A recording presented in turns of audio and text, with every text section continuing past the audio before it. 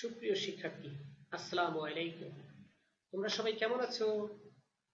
আশা করি ভালো আছো, সুস্থ আছো এবং নিরাপদেই আছো। বাসায় অবস্থান করতে করতে হাঁপিয়ে উঠেছো, আমরাও তাই। অনেক দিন তোমাদের সাথে স্কুল মাঠে দেখা হয় না, কোনো কালকে আমরা মুখরিত হতে পারছি না। তো কিছুই করার নেই, আমাদের এর ভেতর থেকে এগিয়ে যেতে হবে, লেখাপড়া চালিয়ে যেতে হবে, তাই না বন্ধুরা? চলো বন্ধুরা, আজকের ক্লাসে তোমাদেরকে আমি স্বাগত জানাচ্ছি। আশা করি তোমরা সবাই বই খাতা কলম নিয়ে প্রস্তুত হয়ে গেছো। আমার গুরুত্বপূর্ণ নির্দেশনাগুলো নোট করে রাখবে, নোট করে পরবর্তীতে ভিডিও দেখেও নোট করতে পারবে।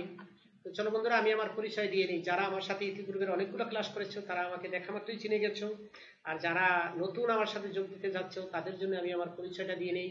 আমি মোহাম্মদ সাখাওয়াত হোসেন, সহকারী শিক্ষক, ARS মাধ্যমিক বালিকা বিদ্যালয়, বরিশাল সদর, বরিশাল। একদম বরিশালের প্রাণ কেন্দ্রে আমার প্রতিষ্ঠানটি প্রতিষ্ঠিত, আরেকান্দায় শেরেবাংলা মেডিকেল কলেজ সংলগ্ন। তো চলো বন্ধুরা, আমরা আজকে আলোচনা করব নবম দশম শ্রেণীর রসায়ন বইয়ের পঞ্চম অধ্যায় থেকে ইলেকট্রন বা রাসায়নিক বন্ধন। আসলে রাসায়নিক বন্ধনের উপর আমাদের ধারাবাহিক ক্লাসগুলো করে যেতে হচ্ছে। একদিনে তো একটা চ্যাপ্টার শেষ হচ্ছে না, আমরা ছোট ছোট অংশ নিয়ে আলোচনা করি। ইতিপূর্বে আমরা 4টি ক্লাস করেছি, আজকে আমাদের পঞ্চম ক্লাস হচ্ছে রাসায়নিক বন্ধন অধ্যায়ের উপরে। তবে আজকে আমরা ক্ষুদ্রতর একটা অংশ নিয়ে আলোচনা করব, সেটা আমাদের কি হতে পারে সেটা তোমাদেরকে প্রশ্ন করার আগে আমি তোমাদেরকে একটি অ্যানিমেটেড চিত্র দেখাবো। হ্যাঁ, সেই ছবিটা দেখে তোমরা বলবে এখান থেকে তোমরা কি বুঝতে পারছো। একটু চিন্তা করো দেখি কে কি বুঝতে পারছো। হ্যাঁ দেখো, প্রথমে আমরা দেখতে পাচ্ছি আবার সোডিয়াম, তার বহিস্থ স্তরে একটি ইলেকট্রন আছে, সেই ইলেকট্রনটা সে ফ্লোরিনকে দিয়ে দিয়েছে। এবার সোডিয়াম প্লাস আয়ন হয়েছে, ফ্লোরিন মাইনাস আয়ন হয়েছে। আবার দেখো, সোডিয়ামের বহিস্থ স্তরে একটি ইলেকট্রন ছিল, সেটা ফ্লোরিনকে দিয়ে দিয়েছে, চিহ্নটা আলাদা। এইবার সোডিয়াম ধনাত্মক আয়ন হয়েছে আর ফ্লোরিন ঋণাত্মক আয়ন হয়েছে। সোডিয়ামের একটা কক্ষপথ কিন্তু বিলুপ্ত হয়ে যাবে। ভালো করে চিত্র দেখো, এই দেখো কক্ষপথটা এই চলে গেল, দেখলা? দুইটা কক্ষপথ হলো, তিনটা কক্ষপথ, প্লাস মাইনাস। দেখো প্লাস মাইনাস হওয়ার আগে কিন্তু ফ্লোরিনকে সোডিয়াম আকর্ষণ করে নেয়। এই যখন তারা প্লাস এবং মাইনাস আদান হয়েছে তখনই আকর্ষণ করে, এটা পাশাপাশি হয়ে সোডিয়াম ফ্লোরাইড যৌগ গঠন করছে। তাহলে আজকের আলোচনার বিষয় কি হতে পারে? হ্যাঁ, আয়ন গঠন হতে পারে। প্রথমে আয়ন গঠন, তারপর কি হতে পারে? তারপর যৌগ গঠন হওয়া। এই এই বিষয়টাকে আমাদের রসায়নের ভাষায় কি বলবে? চিন্তা করে বলো তো, কি বলবে? কি বলতে পারে বলো? হ্যাঁ, সঠিক বলেছে, এটাকে আমরা রসায়নের ভাষায় আয়নিক বন্ধন বলবো। তাহলে আজকে আমাদের আলোচনার বিষয় হলো আয়নিক বন্ধন। এই আয়নিক বন্ধন আজকে আলোচনা শেষ করার পর আমরা আজকে কি কি অর্জন করব, মানে আমাদের লার্নিং আউটকামটা কি হবে, আমরা শেষ পর্যন্ত কি জানতে পারবো, দেখি সেই বিষয়গুলো কি। প্রথমে আমরা জানতে পারবো আয়ন গঠনের প্রক্রিয়া। তুমি বর্ণনা করতে পারো আসলে কিভাবে আয়নটা গঠিত হচ্ছে, কি কারণে হচ্ছে, কিভাবে আয়নটা গঠিত হচ্ছে। এইটা জানার পর তুমি জানতে পারবো এই আয়ন গঠনের পর কি হবে, আয়নিক যৌগ গঠিত হবে, সেটা কিভাবে হবে। দুইটা আয়ন গঠিত হয়ে কি আলাদা থেকে যৌগ গঠন হবে, না কাছাকাছি এসে যৌগ গঠন করবে, নাকি তারা অন্য কোনোভাবে আয়নিক যৌগ গঠন করতে পারবে। আয়নিক যৌগ গঠন করার একমাত্র পূর্ব শর্ত কি আয়ন গঠন করা, না ইলেকট্রন শেয়ার হতে পারে, বা অন্য কোনো উপায় হতে পারে, আমরা তো জানি না কত উপায় হতে পারে। এই বিষয়গুলো নিয়ে আমরা জানবো। আয়নিক বন্ধন গঠনের শর্ত এবং আয়নিক যৌগ গঠনের শর্তগুলো আমরা আজকে আলোচনা করবো অত্যন্ত গুরুত্বের সাথে। তুমি খুব মনোযোগ দিয়ে খেয়াল করবে যে কিভাবে তারা যৌগটা গঠন করে। বন্ধুরা, তার আগে আমাদের কিছু প্রশ্নের উত্তর খুঁজে বের করতে হবে। আমরা যে এর আগে পড়েছি, 4টি ক্লাস করেছি, আমরা সেখান থেকে কি জেনেছি। আসলে আয়নিক যৌগ গঠন করার ক্ষেত্রে কিছু শর্ত আছে। বিজ্ঞানী কোশেল 1916 সালে একটা তথ্য দিয়ে গেছিলেন। উনি সর্বপ্রথম বলেছিলেন যে বন্ধুরা, ধাতু আর অধাতুর মধ্যে আয়নিক বন্ধন গঠন করে।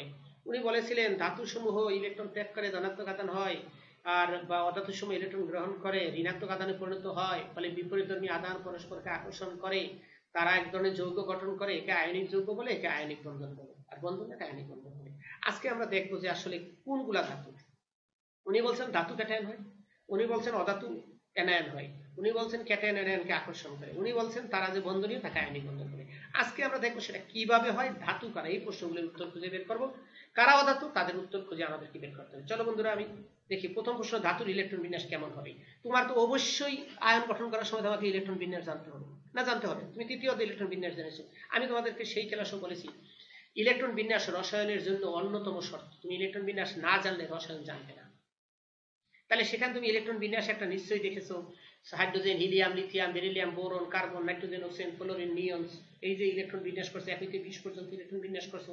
দেখা গেছে প্রথমটা ইলেকট্রন বিন্যাসে 1, দ্বিতীয়টা 2, তৃতীয়টা 2 1, চতুর্থ মৌল হলো 2 2 2, পঞ্চম মৌলের ইলেকট্রন বিন্যাস ছিল 2 3, ষষ্ঠ মৌলের ইলেকট্রন বিন্যাস ছিল 2 4, না শক্তি স্তরে। নাইট্রোজেন সপ্তম মৌল নাইট্রোজেন ইলেকট্রন ছিল 2 5। এইভাবে তুমি ইলেকট্রন বিন্যাস করছো। এই ইলেকট্রন বিন্যাসগুলোর ভিতরে কোন মৌলগুলোকে তুমি ধাতু হিসাবে চিহ্নিত করবা বলতে পারো? ইয়েস, উত্তর দিয়ে দিয়েছো। 1 আর 2 আর 3 যদি বহিস্থ স্তরে থাকে, ভিতরের ইলেকট্রন বিন্যাস আমার মাথা ব্যথা নেই, 2 আর 1 বহিস্থ স্তরে কয়টা আছে? ইয়েস, একটা আছে। উত্তরটা কি? ধাতুর সর্বশেষ শক্তি স্তরে যদি 1 2 বা 3টি ইলেকট্রন থাকে তাহলে তারা ধাতু। তাহলে আমি একটা মৌল বলি অ্যালুমিনিয়াম 283, ধাতু না ধাতু? 283 সর্বশেষ শক্তি স্তরে 3টি ইলেকট্রন, ধাতু না ধাতু? ধাতু স্যার। 284 ধাতু না ধাতু? নো স্যার, 1 2 3 ইলেকট্রনের শর্তে করে। আমি জানি না ধাতু কিনা, আমি আপাতত জানি 1 2 3 ইলেকট্রন থাকলে ধাতু। 285 বহিস্থ পাঁচটা আছে, ধাতু? No sir. 281 ইয়েস স্যার ধাতু। 2881 ইয়েস স্যার ধাতু। 28181 স্যার ধাতু। 28181 স্যার ধাতু। রাইট, বহিস্থ স্তরে একটি ইলেকট্রন থাকলে বা 2টি ইলেকট্রন থাকলে তারা ধাতু। গুড। আমার দ্বিতীয় প্রশ্ন হচ্ছে ধাতু কি ধরনের আয়ন গঠন করে? তাইলে আমরা জানি পরমাণু আধান নিরপেক্ষ, ইতিপূর্বের ক্লাসে আমরা পড়েছি। কেন নিরপেক্ষ? ইলেকট্রন ও প্রোটন সংখ্যা সমান থাকার জন্য তারা আধান নিরপেক্ষ ছিল। যখন ধাতু গঠন করে তার বহিস্থ স্তর থেকে 1টা 2টা 3টে ইলেকট্রন ত্যাগ করে। ধাতু যখন আয়ন গঠন করে, এই যে বহিস্থ স্তরে 1টা আছে, সেই 1টা ত্যাগ করে, 2টা ত্যাগ করে, 3টা ত্যাগ করে। তো ইলেকট্রন ত্যাগ করলে কি ধরনের আয়ন হয়? ইয়েস, ক্যাটায়ন হয়। তাহলে ধাতুর সমূহ ধনাত্মক আধান বা ক্যাটায়নে আগে পরিণত হবে। কিভাবে পরিণত হবে আজকে আমরা দেখবো সেটা। ধাতু কি হবে? ক্যাটায়ন বা অ্যানায়নে পরিণত হবে। তারপর আমাদের প্রশ্ন হলো একাধিক ধাতুর মধ্যে কোনটি আগে ক্যাটায়ন বা অ্যানায়নে পরিণত হবে? এটা আমাদের পরবর্তীতে থাকবে। আজকে আমরা এতটা জটিলতা যাব না, আমি তোমাদের বলার জন্য বলে রাখছি। একাধিক ধাতুর মধ্যে কোনটা আগে বিক্রিয়া অংশগ্রহণ করবে বা কোনটা আগে ইলেকট্রন ত্যাগ করবে, কোনটা আগে ইলেকট্রন গ্রহণ করবে, সেই গঠনের একটা ব্যাপার আছে। সেটা হলো চতুর্থ অধ্যায় পড়েছে। ইয়েস, আয়নীকরণ শক্তি। যে মৌলের আয়নীকরণ শক্তি কম সে আগে ক্যাটায়নে পরিণত হবে। আয়নীকরণ শক্তি আবার কিছু ক্ষেত্রের উপর নির্ভর করে। একই গ্রুপের উপর থেকে নিচে নামলে আয়নীকরণ শক্তি কম, বাম থেকে ডানে গেলে, একই পর্যায়ে বাম থেকে ডানে গেলে আরো আয়নীকরণ শক্তি বেশি। এই ঘটনার উপর প্রয়োগ করে ক্যাটায়ন হবে। তাহলে দেখা যায় যে ধাতুর আয়নীকরণ শক্তি কম সেটি আগে ক্যাটায়নে পরিণত হবে। এইবার আমরা যাব, চলো আমরা ধাতুর প্রশ্নের উত্তরগুলো পেলাম 3টা প্রশ্ন। আরো কিছু প্রশ্ন অধাতুর জন্য আমরা করি। সেইখানে আমরা একই রকমের অধাতুর ইলেকট্রন বিন্যাস কেমন হবে? ওই যে একটু আগে বলছিলাম 4 5 6। হ্যাঁ, যে সকল মৌলের বহিস্থ স্তরে 4 5 6 7টা ইলেকট্রন থাকে, মনে করো 2 5 ইলেকট্রন বিন্যাস। তো ভাই বহিস্থ স্তরে কয়টা আছে? 5টা, এটা অধাতু। 287 বহিস্থ স্তরে কয়টা আছে? 7টা, এটা অধাতু।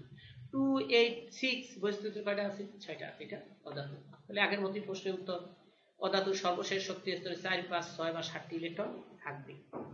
এবার আমার দ্বিতীয় প্রশ্ন, অধাতু সমূহ কি ধরনের আয়ন গঠন করে? স্যার এটা যেহেতু ইলেকট্রন গ্রহণ করে অষ্টক পূর্ণ করবে, যেমন 7টা আছে, একটা গ্রহণ করে অষ্টক পূর্ণ করবে, তো ইলেকট্রন গ্রহণ করা মানে ঋণাত্মক আধানে পরিণত হওয়া। স্যার এটা অ্যানায়নে পরিণত হবে। Good, thank you. অধাতু সমূহ অ্যানায়নে গঠন করবে বা ঋণাত্মক আয়ন গঠন করবে। বন্ধুরা আরেকটা প্রশ্ন আগের মতোই, একাধিক অধাতুর মধ্যে কোনটি আগে অ্যানায়ন হবে? ইলেকট্রন আর শক্তি যার বেশি, সরি পটেনশিয়াল শক্তি যার বেশি সে না, এখানে বলা হয় ইলেকট্রন আর শক্তি যার বেশি, অর্থাৎ যার ইলেকট্রনের প্রতি আকর্ষণ বেশি, হ্যাঁ সেই, অর্থাৎ যার ইলেকট্রন টানার ক্ষমতা বেশি। এটাও বা নির্ভর করে পারমাণবিক আকার উপরে, উপর থেকে নিচে ইলেকট্রন টানার ক্ষমতা হ্রাস পায়, আবার আকারের উপরে হ্রাস পায়, আবার বাম থেকে ডানে ইলেকট্রন আসক্তি বেশি হয়। এই বিষয়গুলোর উপর পর্যায় সারণীতে আমরা পঞ্চম অধ্যায়ে বিশদভাবে জেনেছি। এই বিষয়গুলোর উপর নির্ভর করে ইলেকট্রন আসক্তির মান নির্ণয় করে আমরা খুব সহজেই বলতে পারবো কোন মৌলটা আগে ইলেকট্রন থাকবে। এটা হয় একাধিক, বিশেষ করে তড়িৎ বিশ্লেষণ অধ্যায় যখন করবা তখন এই ঘটনাগুলো বেশি হবে, কে ইলেকট্রন ত্যাগ করবে, কে ইলেকট্রন গ্রহণ করবে। আবার দেখবা রাসায়নিক বিক্রিয়ার ভিতরে দেখবা কপার সালফেট যোগ জিঙ্ক এই বিক্রিয়াটা হচ্ছে, কিন্তু জিঙ্ক সালফেট প্লাস কপার এই বিক্রিয়াটা হচ্ছে না। কেন হচ্ছে না? ওই যে আয়নীকরণ শক্তির একটা ফ্যাক্টর। এরকম অনেক বিক্রিয়া আছে, ঘটে, কিছু বিক্রিয়া ঘটে না। তো বন্ধুরা এইবার চলো আমরা একটা আয়ন গঠন দেখবো। আমাদের প্রথম শিক্ষণ ফলের দ্বারে আমরা চলে যাচ্ছি এখন। যেহেতু কারা কি আয়ন গঠন করবে তুমি জেনেছো, ধাতু সমূহ কি আয়ন গঠন করবে? ক্যাটায়ন। অধাতু সমূহ কি আয়ন গঠন করবে? অ্যানায়ন। ধাতু কারা তুমি চিনে গেছো, যার ইলেকট্রন বিন্যাসের বহিস্থ স্তরে 1 2 3টা ইলেকট্রন থাকবে। দেখি লিথিয়ামের ইলেকট্রন বিন্যাস কত? 2 1, দেখছো? তাইলে সে কি বহিস্থ স্তরে 1 ইলেকট্রন গ্রহণ করবে না বর্জন করবে? বর্জন করবে। কয়টা বর্জন করবে? এই যে বহিস্থ স্তরে 1 আছে, 1টি ইলেকট্রন বর্জন করবে, ফলে 1 প্লাস যুজি হয়ে গেল, একটা ইলেকট্রন ত্যাগ করে। তাই ধাতু কি আয়ন গঠন করলো? ক্যাটায়ন গঠন করলো। কি সুন্দর ক্যাটায়ন গঠন করেছে, চুপ মেরে বসে রইল। এইবার আমরা দেখবো ফ্লোরিনকে যদি বিক্রিয়া করি, ফ্লোরিনের ইলেকট্রন বিন্যাস কত বন্ধুরা? 2 এবং 7। তার বহিস্থ স্তরে কয়টা ইলেকট্রন আছে? 7টা ইলেকট্রন আছে। সে কি করবে? একটা ইলেকট্রন গ্রহণ করবে, পরে সে অষ্টকে পরিণত হবে। এবং সে ঋণাত্মক আয়নে পরিণত হলো। 2,8 হয়ে গেল, তার ইলেকট্রন বিন্যাসটা কি হয়ে গেল? 2,8 হয়ে গেল, 2,8 হয়ে গেল। এইবার আমরা ইলেকট্রন ডায়াগ্রামের মাধ্যমে দেখব। এই যে দেখো ফ্লোরিনের 2 এবং 7 এই ইলেকট্রন গ্রহণ করে 2,8 হয়ে গেছে, ফলে তার একটা মাইনাস হয়ে গেল। কেন হলো আমরা এখন ডায়াগ্রামের মাধ্যমে দেখব। এই দেখো লিথিয়ামের বৈশিষ্ট্য কয়টা ইলেকট্রন আছে? একটা। সে একটা ছেড়ে দিলেই কিন্তু দ্বিত্বক পূর্ণ করে, এটা আমরা জেনেছি এই চ্যাপ্টারেরই আগের ক্লাসে, নিষ্ক্রিয় গ্যাসের আগে অষ্টক 2 এর নিয়মে। আর ফ্লোরিনের বৈশিষ্ট্য কয়টা আছে? 7টা। সে অষ্টক পূর্ণ করতে কয়টা নেবে? একটা ইলেকট্রন নেবে। কিভাবে নেবে? এইখানে একটা কথা তোমাকে খুব ভালো করে মনে রাখতে হবে, কেউ ইলেকট্রন ছেড়ে দিলে আরেকজনকে সেই ইলেকট্রন গ্রহণ করতে হবে। ইলেকট্রন হারিয়ে যাওয়ার কোনো সুযোগ নেই, বা ইলেকট্রন উদ্ভব হওয়ার কোনো সুযোগ নেই। একজন ইলেকট্রন ত্যাগ করবে, আরেকজন ইলেকট্রন গ্রহণ করবে। ফলে দেখো লিথিয়াম কি ধরনের আয়নে পরিণত হলো? ক্যাটায়ন। ফ্লোরিন কি ধরনের আয়নে পরিণত হলো? অ্যানায়ন। এই বিপরীতধর্মী আধান পরস্পরকে কি করবে? বিকর্ষণ করবে নাকি? না, আকর্ষণ করে। বিপরীতধর্মী আধান পরস্পরকে আকর্ষণ করবে। আকর্ষণ করার ফলে কি হবে বন্ধুরা? তারা একটা যৌগ গঠন করবে। এটাই হলো আয়নিক যৌগ। মূলত এটাই আয়নিক যৌগ। এই হলো আয়নিক যৌগ গঠনের মূল প্রক্রিয়া। কিন্তু এটা এক জায়গায় আয়ন গঠন এবং আয়নিক যৌগ গঠন প্রক্রিয়াটা কিন্তু একদম মানে নিবিড় ভাবে সম্পর্কযুক্ত। আয়ন যখনই গঠন হয়ে গেছে তখনই আয়নিক যৌগ গঠন হয়ে গেছে। আবার বলবা দুইটাই পজিটিভ আয়ন হলে হবে না, কিন্তু বিপরীতধর্মী দুইটা আয়ন যখনই গঠিত হবে তখনই তাদের ভিতরে আকর্ষণ হবে। ইলেকট্রোস্ট্যাটিক্যাল বল দ্বারা, ফোর্স দ্বারা তারা আকর্ষণ করবে এবং তারা যৌগ গঠন করবে, তখনই আয়নিক যৌগ সম্পূর্ণ হয়ে যাবে। চলো আমরা এর পাশাপাশি একটা ভিডিও দেখি, তাহলে ভিডিও চিত্র দেখি আমরা একটু চিন্তা করি কিভাবে হবে। এখানে আয়নিক বন্ড মানে হলো ইলেকট্রন হারানো এবং অন্য মূলে ইলেকট্রন গ্রহণ করা। কিন্তু আয়নিক বন্ড হওয়া মানে হলো এটা, একটি পরমাণু থেকে অন্য পরমাণুতে ইলেকট্রন চলে যাবে। তো দেখি আমরা এখানে কি হচ্ছে। হ্যাঁ, একটা অ্যাটম আর দুইটা অ্যাটম, একটা ইলেকট্রন হারাবে আর একটা ইলেকট্রন গ্রহণ করবে, লস এন্ড গেইন ইলেকট্রনস। দেখি আমরা এই যে ইলেকট্রনগুলো বিক্ষিপ্ত ভাবে থাকে, যেমন আমরা ধরি এই একটা মৌলের বৈশিষ্ট্যের একটা ইলেকট্রন আছে আর এর বৈশিষ্ট্যের একটা ইলেকট্রন চলে গেল। এটা হলো সোডিয়াম, পরেরটা ছিল কি? ক্লোরাইড। ফলে সোডিয়াম প্লাস ক্লোরিন মাইনাস হয়ে গেল। এই যে আবার দেখাচ্ছি, এই সোডিয়াম এখানে প্লাস, সেই ইলেকট্রনটা কোথায় গেল? ক্লোরিনে গেল। ক্লোরিন যে কি হলো বন্ধুরা? হ্যাঁ, মাইনাস আয়নে পরিণত হলো। ক্লোরিন মাইনাস আয়নে পরিণত হলো। এইবার সোডিয়াম প্লাস আয়ন কি করলো? ক্লোরাইড মাইনাস আয়নকে আকর্ষণ করলো। ফলে কি হলো? এরা অপোজিট চার্জড আয়ন, একটা প্লাস আয়ন একটা মাইনাস আয়ন, এদের মধ্যে ইলেকট্রোস্ট্যাটিক্যাল অ্যাট্রাক্টিভ হবে, অ্যাট্রাক্ট হবে। জাস্ট বিপরীত পোল, ধনাত্মক পোল ঋণাত্মক পোল, উত্তর মেরু দক্ষিণ মেরু, চুম্বকের মতো এরা আকর্ষণ করবে। এই চুম্বকের মতো আকর্ষণ করার পর তারা আয়নিক বন্ডটা তৈরি করবে, যার নাম সোডিয়াম ক্লোরাইড। এরা কিন্তু আধান নিরপেক্ষ হয়ে যাবে। Sodium plus ion, chloride minus ion মিলে সোডিয়াম ক্লোরাইড হবে, যেটা হয়ে যাবে আধান নিরপেক্ষ। বন্ধুরা, এখান থেকে আমরা ভিডিওটা থেকে আমি আরেকবার তোমাদের আরেকবার আমরা ভিডিওটা নিয়ে দেখি এবং আরেকবার বলি। দেখো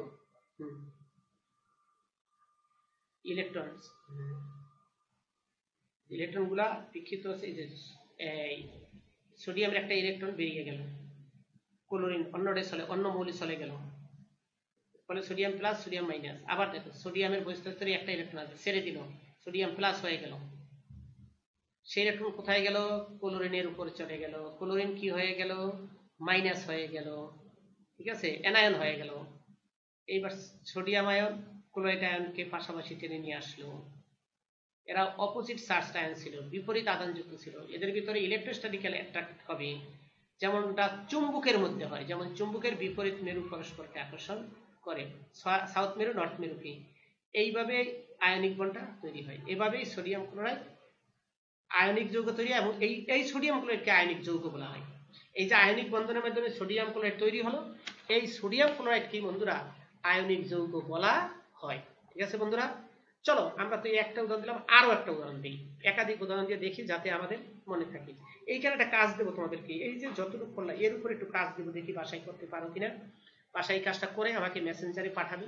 পটাশিয়ামের ইলেকট্রন বিন্যাস আমি দিয়ে দিয়েছি, বৈশিষ্ট্যের একটা আছে, তোমরা বুঝে গেছো, সোডিয়ামের মতো চলে যাবে।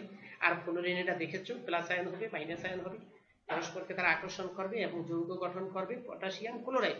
আমার তোমাদের কাছে প্রশ্ন, পুরো বিষয়টাকে তোমরা বর্ণনা করবা, চিত্র সহ আমাকে বর্ণনা করবো। চিত্রে মূলদটি যৌগ গঠন বর্ণনা করবা, কিন্তু একদম ছবি এঁকে আমাকে সুন্দর করে বর্ণনা করে মেসেঞ্জারে পাঠাবে। ঠিক আছে বন্ধুরা, চলো আমরা আরেকটু কাজ আবার একটু দেখি, কারণ যেহেতু আয়নিক যৌগটা একটা অত্যন্ত গুরুত্বপূর্ণ, হয়তো একবারে আমাদের মনে থাকবে না। আমরা একটা ভিন্ন উদাহরণ নিয়ে দেখি, আমাদের বইতে কিন্তু একাধিক উদাহরণ নিয়ে পাঠটা আলোচনা করেছি। আমরা আরেকটা উদাহরণ নিয়ে দেখব, সেটা হচ্ছে দেখো এইখানে আমরা এবার দিলাম কি, একটু কথা বলা দরকার আমাদের, যেটা আমাদের ভুল ধারণা হতে পারে বা আমাদের খেয়াল নাও থাকতে পারে, অনেক ক্ষেত্রে আমরা ভুল করে ফেলি। আমি অনেক শিক্ষার্থীকে দেখেছি ম্যাগনেসিয়াম, এখানে ম্যাগনেসিয়াম ধরে বলছি, ম্যাগনেসিয়াম দুটো ইলেকট্রন ত্যাগ করেছে, সে করছে কি ক্লোরিনকে একটা ইলেকট্রন দিয়ে MgCl লিখে রেখে এসেছি। কারণ ওই যে শিখছে ম্যাগনেসিয়ামে দুইটা ইলেকট্রন, অক্সিজেন দুইটা গ্রহণ করছে, তোমার বইতে আছে পরীক্ষা এসে ম্যাগনেসিয়াম ক্লোরাইড, সে করে কি ম্যাগনেসিয়ামে দুইটা ক্লোরিনকে অক্সিজেন ইলেকট্রনকে একটা ক্লোরিনের মাথায় দিয়ে দেয়। আসলে কি সেটা হবে? এই জন্য আমি এই বিষয়টাকে অবতারণা করছি। অর্থাৎ ভিন্ন সংখ্যক ইলেকট্রন ত্যাগ এবং ভিন্ন সংখ্যক ইলেকট্রন গ্রহণ করার ক্ষেত্রে কি হবে, অর্থাৎ যদি অসমান ইলেকট্রন গ্রহণ করতে হয়, একজনে বেশি ছাড়ছে আরেকজনে কম গ্রহণ করছে, কিংবা একজনে কম ছাড়ছে আরেকজনে বেশি গ্রহণ করে, তখন ঘটনাটা কি হবে? আমরা ইতিপূর্বে উদাহরণে দেখেছি সমান সমান ইলেকট্রন ত্যাগ বর্জন। অর্থাৎ কি দেখেছিলাম, লিথিয়াম একটা ইলেকট্রন ত্যাগ করেছে, ফ্লোরিন একটা গ্রহণ করেছে, সমান সমান ইলেকট্রনের আদান প্রদান। আমরা ভিডিওটা কি দেখেছিলাম, সোডিয়াম একটা ইলেকট্রন ত্যাগ করেছে, ক্লোরিন একটা ইলেকট্রন গ্রহণ করেছে, সমান সমান, কিন্তু ভিন্ন মাত্রার ইলেকট্রন গ্রহণ বর্জন হতে পারে। যেমন আমরা ম্যাগনেসিয়ামের ক্লোরাইডের বেলা দেখতে পাই, দেখো ম্যাগনেসিয়ামের ইলেকট্রন বিন্যাস কি, দেখো 282, তার বহিস্থ স্তরে কয়টা ইলেকট্রন আছে বন্ধুরা? কয়টা? তার বহিস্থ স্তরে দুটো ইলেকট্রন আছে। সে ধাতু, ইতিপূর্বে তুমি পড়েছো শুরুতেই, তাহলে সে কি করবে, ইলেকট্রন গ্রহণ করবে না বর্জন করবে? ইলেকট্রন বর্জন করবে। কয়টা বর্জন করবে? বহিস্থ স্তরে দুটা বর্জন করলে সে তার আগের কক্ষপথে অষ্টপূর্ণ হয়ে যায়। তাহলে ম্যাগনেসিয়াম দুটো ইলেকট্রন বর্জন করে, ম্যাগনেসিয়াম 2+ আয়ন হলো। কি ধরনের আয়ন হলো? ক্যাটায়ন তৈরি হলো। কত যোজি? দ্বিযোজি। কয়টা ইলেকট্রন ত্যাগ করলো? দুটো ইলেকট্রন ত্যাগ করলো। ইতিপূর্বের ছবিতে আমরা বলেছি ইলেকট্রন হারিয়ে যাওয়ার কোনো সুযোগ নেই বা নতুন করে তৈরি হওয়ার সুযোগ নেই। অর্থাৎ একজনের যা ছাড়বে বাকিরা তা গ্রহণ করবে, তার বেশিও গ্রহণ করতে পারবে না, তার কমও গ্রহণ করতে পারবে না, মোট ওই কটা ইলেকট্রন তাদেরকে গ্রহণ করতে হবে, তাইলে আমাদের যোজনী মিলে যাবে। আমরা এইবার নিলাম ক্লোরিন। ক্লোরিনের ইলেকট্রন বিন্যাস কি? 287। দেখো 287, তার অষ্টপূর্ণ করতে কয়টা ইলেকট্রন লাগে? একটা ইলেকট্রন লাগে। সে করলো কি, এই যে একটা ইলেকট্রন গ্রহণ করলো, করে ক্লোরাইড আয়নে পরিণত হলো, 288 ইলেকট্রন বিন্যাস অর্জন করলো। ফলে ম্যাগনেসিয়াম কি আয়ন হইল? ম্যাগনেসিয়ামটা কি আয়ন হইল? ক্যাটায়ন হয়ে গেল। আর ক্লোরিনটা কি আয়ন হলো বন্ধুরা? ক্লোরিন কি আয়ন হলো? এই যে ক্লোরিনটা অ্যানায়ন হয়ে গেল। ফলে বিপরীত আধান পরস্পরকে আকর্ষণ করবে। একটু আগের ভিডিওতে দেখছি কেন আকর্ষণ করবে? ইলেকট্রোস্ট্যাটিক্যাল বলের জন্য। অর্থাৎ বিপরীত মানে বিদ্যুৎ চুম্বকীয় আকর্ষণের জন্য তারা আকর্ষণ করে। যেমনটা আকর্ষণ করে চুম্বক নর্থ মেরু সাউথ মেরুকে আকর্ষণ করে। আমরা দেখেছি আগের সূত্রে, এই যে বিপরীতধর্মী আধান যখনই তৈরি হয়ে গেল তখনই তারা পরস্পরকে আকর্ষণ করে এবং যৌগ গঠন করে, এবং এটাকে আমরা আয়নিক যৌগ বলেছি। আমি এখানে অবতারণা করছি ম্যাগনেসিয়াম দুটো ইলেকট্রন ত্যাগ করলো, ক্লোরিন একটা ইলেকট্রন গ্রহণ করলো, তাহলে বাকি ইলেকট্রনটা কোথায় যাবে সেইটা দেখানোর জন্য। চলো আমরা একটু ডায়াগ্রামে দেখি কি হচ্ছে। আমরা দেখে গেছি ম্যাগনেসিয়াম কয়টা ইলেকট্রন ত্যাগ করেছিল, আবার দেখি, আবার একবার দেখি। ম্যাগনেসিয়াম দেখো কয়টা ইলেকট্রন? দুইটা ইলেকট্রন দুই দিকে চলে যাচ্ছে। আবার দেখি, আবার এই যে ম্যাগনেসিয়ামের এই যে দুইটা ইলেকট্রন, এই দুইটা ইলেকট্রন কি করতেছে? দেখো দেখো দেখো, এই দুইটা ইলেকট্রন কি করতেছে? একটা এদিকে গেছে, আরেকটা এদিকে গেছে। ফলে এইটা 1 2 3 4 5 6 7 এটা 8 হয়ে গেছে। 1 2 3 4 5 6 7 8 হয়ে গেছে। তাহলে এই দুইটা ক্লোরিন অষ্টপূর্ণ করছে আর একটা ম্যাগনেসিয়াম অষ্টপূর্ণ করছে। তাহলে এই দুইটা ক্লোরিন, এই ক্লোরিনের একটা মাইনাস আধান, এই ক্লোরিনের একটা মাইনাস আধান, মোট মাইনাস আধান কয়টা? কয়টা আধান? দুইটা। আর ম্যাগনেসিয়ামের প্লাস দুইটা, তাই আধানের যোগফল শূন্য। কারণ আমরা জানি যৌগ গঠন করার পর আধান নিরপেক্ষ হয়ে যাবে, অর্থাৎ আধানের যোগফল সমান হয়ে যাবে। যেমন আমরা একটু নিচে দেখি, এই যে ম্যাগনেসিয়াম আর ক্লোরিন, ম্যাগনেসিয়ামের আধান 2 আর একটা ক্লোরিনের আধান 1, দুইটা ক্লোরিনের আধান -2, তাহলে আধানের যোগফল শূন্য হয়ে গেল। তাহলে দেখা যাচ্ছে কি ভিন্ন সংখ্যক ইলেকট্রন যদি ত্যাগ করে, আমার মাথায় এই জিনিসটা রাখতে হইবে, অ্যালুমিনিয়াম 3টা ইলেকট্রন ত্যাগ করেছে, ক্লোরিন একটা ইলেকট্রন গ্রহণ করে, 3টা ক্লোরিন লাগবে। একটা অ্যালুমিনিয়ামকে 3টা ইলেকট্রন নেওয়ার জন্য 3টা ক্লোরিন লাগবে। আবার এইরকম হইলো অ্যালুমিনিয়াম 3টা ইলেকট্রন ত্যাগ করেছে, অক্সিজেন 2টা ইলেকট্রন গ্রহণ করে, তাহলে অ্যালুমিনিয়ামের 3 আর অক্সিজেন 2, অ্যালুমিনিয়াম 3.5, অক্সিজেন গ্রহণ করে 2, 3 আর 2 এর লসাগু কত? 6। তো 6 কে আবার অ্যালুমিনিয়াম কয়টা ইলেকট্রন ছাড়ে? 3টা, 3 দিয়ে ভাগ দাও, তাহলে কত হইবে? 2, তো 2টা অ্যালুমিনিয়াম লাগবে। আর 6 কে অক্সিজেন গ্রহণ করে কয়টা? 2টো, সেই 2 দিয়ে ভাগ দাও, তাহলে অক্সিজেন লাগবে কয়টা? 3 দুগুণে 6, 3টা। কথা বুঝতে পারো নাই? আবার লক্ষ্য করো, অ্যালুমিনিয়াম 3টা ইলেকট্রন ত্যাগ করে, খেয়াল করো অ্যালুমিনিয়াম কয়টা ইলেকট্রন ত্যাগ করে? কয়টা? 3টা। আর অক্সিজেন কয়টা ইলেকট্রন গ্রহণ করে? 2টো ইলেকট্রন গ্রহণ করে। মনে রাখতে হবে 3 আর 2 এর লসাগু কত? 6। এবার 6 কে অ্যালুমিনিয়াম কয়টা ইলেকট্রন ত্যাগ করে? 3টা ত্যাগ করে, 3 দিয়ে ভাগ দাও, তাহলে 2, অ্যালুমিনিয়াম লাগবে 2টা। আর অক্সিজেনের ইলেকট্রন গ্রহণ করে দুইটা, হইতে হবে 6, 2 দিয়ে ভাগ দাও 3, অক্সিজেন লাগবে 3টা। এইভাবে আমরা সমতা করব বন্ধুরা, মনে থাকবে। এইভাবে আমরা আয়নিক যৌগ গঠন করার ক্ষেত্রে আমাদের ইলেকট্রন আদান প্রদানের সমস্যা সমাধান করব। দেখো লিথিয়াম একটা ত্যাগ করে, ক্লোরিন একটা ত্যাগ করে, 2 একে একে লসাগু 1, 1 দিয়ে একের ভাগ করছি 1, আবার একের একটি ভাগ করছি 1। সোডিয়াম একটা ইলেকট্রন ত্যাগ করে, ক্লোরিন একটা ইলেকট্রন ত্যাগ করে, একে একে লসাগু 1, প্রথমে সোডিয়ামের 1 দিয়ে ভাগ করছি 1, একটা সোডিয়াম, ক্লোরিনের একটা ইলেকট্রন গ্রহণ করে 1 দিয়ে ভাগ করছি 1। ম্যাগনেসিয়ামের 2টা ত্যাগ করে, ক্লোরিন একটা গ্রহণ করে, 2 আর 1 এর লসাগু 2, 2 এর ম্যাগনেসিয়ামের 2 দিয়ে ভাগ করছি 1, ম্যাগনেসিয়াম লাগে একটা, 2 কে ক্লোরিনের 1 দিয়ে ভাগ করছি, ক্লোরিন লাগে 2টা, যেটা আমরা এনে দেখতে পাচ্ছি। চলো আমরা আবার আরো একটা যৌগের একটু ভিডিও চিত্র দেখবো। আমাদের বইয়ের যে ম্যাগনেসিয়াম অক্সাইড আছে তার ভিডিও চিত্রটা আমরা একটু আবার দেখি। এইখানে কি দেওয়া আছে, ম্যাগনেসিয়াম আর অক্সিজেন 2টা মৌল দেওয়া আছে। এই ম্যাগনেসিয়াম অক্সিজেন যুক্ত হয়ে কি তৈরি করে, ম্যাগনেসিয়াম অক্সাইড যৌগ তৈরি করবে। কিভাবে তৈরি করে আমরা একটু দেখি। তো কি করবে, প্রথমেই তারা ম্যাগনেসিয়াম, হ্যাঁ তার বহিঃস্থ 2টো ইলেকট্রন আছে, 2টা কিন্তু এবার অক্সিজেনকে দিয়েছে, কারণ অক্সিজেন 2টা গ্রহণ করতে পারে বন্ধুরা, তার 6টা ছিল। ম্যাগনেসিয়াম 2 প্লাস হয়েছে আগের মতো, অক্সিজেন 2 মাইনাস হয়েছে। ওকে, 2 প্লাস 2 মাইনাস, ইলেকট্রোস্ট্যাটিক্যাল অ্যাট্রাক্টেড হয়েছে, তারা আকর্ষণ করছে, এই যে আয়নিক বন্ড, ম্যাগনেসিয়াম অক্সাইড হয়ে গেল। তাহলে ম্যাগনেসিয়াম 2টা ইলেকট্রন করে 2 প্লাস, ক্লোরিন অক্সিজেন 2 গ্রহণ করে 2 মাইনাস। কিভাবে করছে আমরা দেখছি। আবার একটু দেখি ক্যালসিয়াম ক্লোরাইডের বেলা, ক্যালসিয়াম কয়টা ইলেকট্রন ত্যাগ করবে, 2টো। কেন করবে, 2882। ক্লোরিন 2টা, ক্লোরিন 2টা গ্রহণ করবে, যেমন আমি একটু আগে দেখাইছি ম্যাগনেসিয়াম ক্লোরাইডের মতো। 2টা মাইনাস আদান হয়ে যাবে, 2টা ক্লোরাইড আদান হয়ে যাবে, 2টা ক্লোরাইড অ্যানায়ন হয়ে যাবে, হ্যাঁ, আর একটা ক্যালসিয়াম ক্যাটায়ন হয়ে যাবে। এবার ক্যালসিয়ামটা মাঝে বসবে আর 2টা ক্লোরিন 2 পাশে চলে যাবে, ফলে ক্যালসিয়াম ক্লোরাইড গঠিত হবে এবং তাদের আদান নিরপেক্ষ হয়ে যাবে। এই যে ক্যালসিয়ামের 2 পাশে যেটা ক্লোরিন চলে গেল, আদানের যোগফল কিন্তু 0। দেখো সোডিয়ামের আয়নের যোগফল 0, তারপর ক্যালসিয়াম ক্লোরাইড আয়নের যোগফল 0, সুতরাং ওভারঅল এদের চার্জ হবে নিউট্রাল, তাদের কোনো চার্জ থাকবে না। আর এই যে আয়নিক বন্ধনের মাধ্যমে যে যৌগ তৈরি হলো, এই যে আয়নিক বন্ধন, তাকে আয়নিক যৌগ বলা হয়। এই যে আয়নিক, এটা আয়নিক যৌগ, এটা আয়নিক যৌগ, এটা আয়নিক যৌগ, এগুলো আয়নিক যৌগ, ওভারঅল নিউট্রাল চার্জযুক্ত আয়নিক যৌগ। অর্থাৎ আয়নিক যৌগের ওভারঅল কোনো চার্জ থাকবে না। ঠিক আছে বন্ধুরা, তো আমরা দেখতে পেলাম যে আজকের যে 2টা যৌগ, আমরা একাধিক যৌগ তৈরি করার কথা দেখলাম, যে আমরা দেখতে পেলাম সমান ইলেকট্রন ত্যাগ করার বেলা কি ঘটে, অসমান ইলেকট্রন ত্যাগ করার বেলা কি ঘটে। আমরা প্রথমে দেখছি সমান ইলেকট্রন, সোডিয়াম ক্লোরাইড, ভিডিও চিত্রে দেখলাম সোডিয়াম ক্লোরাইড, আর আমরা উদাহরণে দিয়েছিলাম লিথিয়াম ক্লোরাইড সমান সমান ইলেকট্রন দেয়।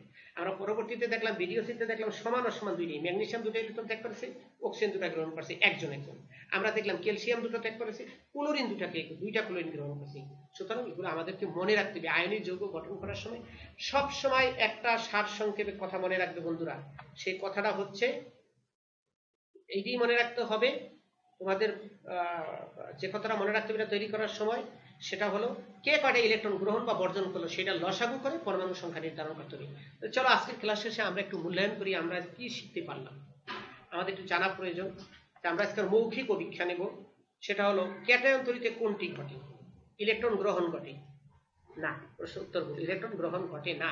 তাহলে প্রোটন কি অপসারণ হয় না, সেটাও হয় না। তাহলে কি ঘটে, আচ্ছা ইলেকট্রনের অপসারণ ঘটে কিনা আমরা দিয়ে দেখি। হ্যাঁ, উত্তর সঠিক, এটা তোমরা জানো আসলে। আমি 2 নাম্বার প্রশ্ন চিন্তা করো, কোনটি আগে ক্যাটায়নে পরিণত হবে। এটা আমি তোমাদেরকে একটু থিম দিই, একই পর্যায়ে বাম থেকে ডানে গেলে আগে ক্যাটায়ন হয়, বাম থেকে ডানে গেলে আগে, বামেরটা আগে ক্যাটায়ন হয়, ডানেরটা পরে ক্যাটায়ন। যে বামে অবস্থান সে আগে ক্যাটায়ন হবে, একই গ্রুপের পর্যায়ে, আর একই গ্রুপের উপর থেকে নিচে আগে ক্যাটায়নে পরিণত হবে। আর ক্যাটায়ন হয় ধাতু সমূহ, আগে ইলেকট্রন বিন্যাস দিয়ে ধাতু অধাতুকে চিহ্নিত করো। সালফারের ইলেকট্রন বিন্যাস 2, 8, 6, বহিস্থ স্তরে 6টা আছে, এটা ধাতু না, এটা ক্যাটায়ন হবে না।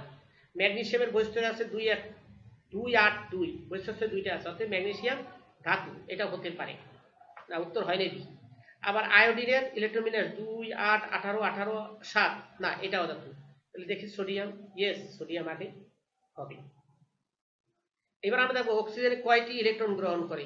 অক্সিজেনের বহিস্থ স্তরে 6টি আছে, দেখি 6টি গ্রহণ করা হয় কিনা না।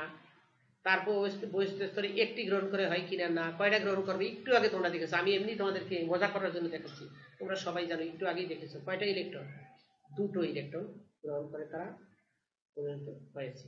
আমরা সর্বশেষ প্রশ্ন যাচ্ছি, কোনটি অধাতু। ইলেকট্রন বিন্যাস করে দেখো, জিঙ্ক কি অধাতু, দেখি জিঙ্ক যদি অধাতু হয় আর যদি ব্রোমিন অধাতু হয়, তাহলে উত্তর হবে ক, হয় নাই। যদি জিঙ্ক অধাতু হয় আর সালফার যদি অধাতু হয়, উত্তর হবে ক, হয় নাই। যদি জিঙ্ক এবং ব্রোমিন অধাতু হয়, এটা গেলাম। আমরা যদি জিঙ্ক এবং সালফার অধাতু হয়, ব্রোমিন এবং সালফার যদি অধাতু হয়, তো উত্তর হবে গ। গুড, আমরা উত্তর পেয়ে গেলাম। তো বন্ধুরা, আমাদের আজকে খুব একটা ক্ষুদ্রতর একটা পার্ট নিয়ে আমরা কাজ করছি, সেটা হলো আয়নিক যৌগ গঠন ও আয়ন গঠন ও আয়নিক যৌগ গঠন ও আয়নিক বন্ধন কাকে বলে। আয়নিক বন্ধন কি? আয়নিক বন্ধন হলো যখন ক্যাটায়ন অ্যানায়নের মাধ্যমে যে বন্ধন হয় তাকে আয়নিক বন্ধন বলে, আর ক্যাটায়ন এবং অ্যানায়নের মাধ্যমে যে আয়নিক বন্ধনের মাধ্যমে যে যৌগ গঠিত হয় তাকে আয়নিক যৌগ বলে। আয়নিক যৌগের বৈশিষ্ট্য কি? তারা আধান নিরপেক্ষ হয়। আসলে আমরা অনেক সময় দেখা যায় দুইটা পার্ট নিয়ে কাজ করি, সেটা হলো আয়নিক যৌগ এবং সমযোজী যৌগ। আমি একটা পার্ট নিয়ে কাজ করলাম তোমাদের বোঝার সুবিধার জন্য।